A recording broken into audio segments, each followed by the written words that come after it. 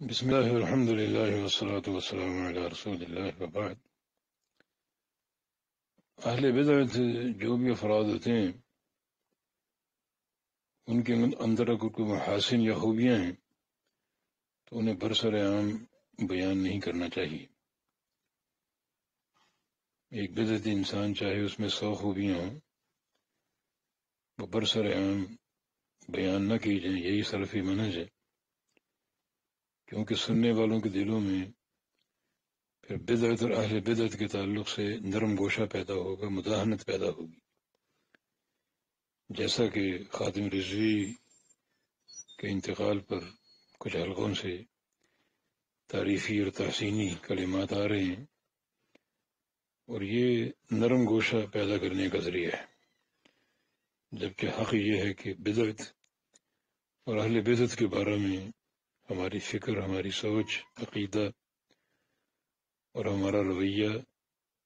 درستگی اور سختی پر قائم ہو، کیونکہ بدعت شر الامور وشر الامور محدثاتها، سب سے بدترین چیز وہ ہے جو نئی ہو، تو سب سے بدترین چیز کے ساتھ کسی قسم کا تحسینی رویہ یا نرم گوشہ درست نہیں ہے۔ ہاں، اگر بدعتی انسان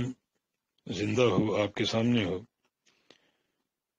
اور کوئی اچھائی کرے تو عمومی مظاہر میں نہیں بلکہ اس کو سنانے کے لیے آپ اس کی تعریف کر سکتے ہیں، جبکہ نیت تالیف قلبی کی ہو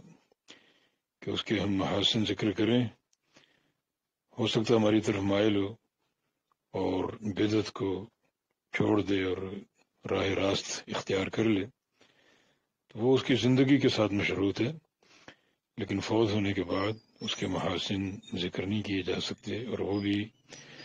برسر عام، یعنی دنیا کو سنانے کے لیے، کیونکہ اس سے بدعت اور اہل بدعت کے بارے میں نرم گوشہ پیدا ہوتا ہے۔ اور اس کے ساتھ ساتھ اس کی ذات کے بارے میں کوئی جرح یا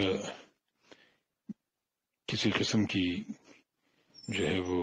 خرابی پر مبنی بات بھی نہیں کہنی چاہیے۔ نبی اسلام کی حدیث ہے کہ لا تسبوا الاموات فإنهم افضوا الی ما قدموا، کہ فوت شدگان کو برا بھلا مت کہو، انہوں نے جو آگے بھیجا وہ انہوں نے پا لیا۔ اگر خیر ہے تو اللہ تعالیٰ کا معاملہ خیر کے ساتھ ہوگا، شر ہے تو شر کے ساتھ ہوگا۔ اگر وہاں معاملہ خیر کا ہو اور آپ اس کے شر بیان کرنے پر مصر ہوں تو یہ اللہ تعالیٰ کے ساتھ ایک محاذرائی ہے، اور اگر وہاں معاملہ شر کا ہو اور آپ خیر بیان کرنے پر مصر ہوں تو یہ بھی اللہ تعالیٰ کے ساتھ ایک محاذرائی ہے۔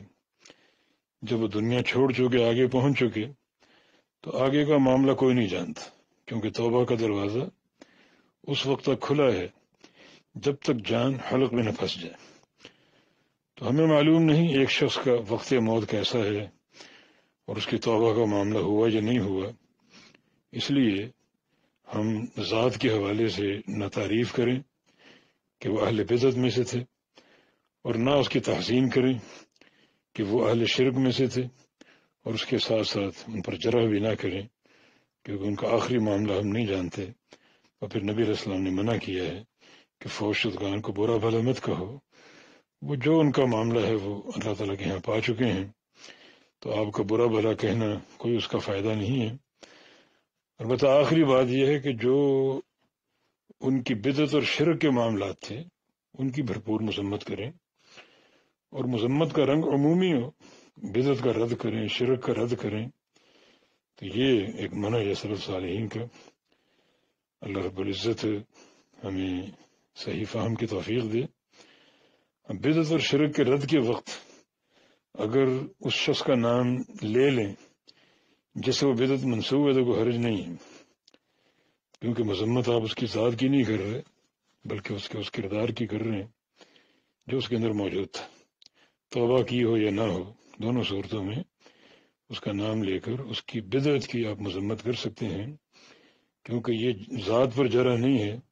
بلکہ اس کے عقیدے پر، منہج پر، اس کے کاز پر جرح ہے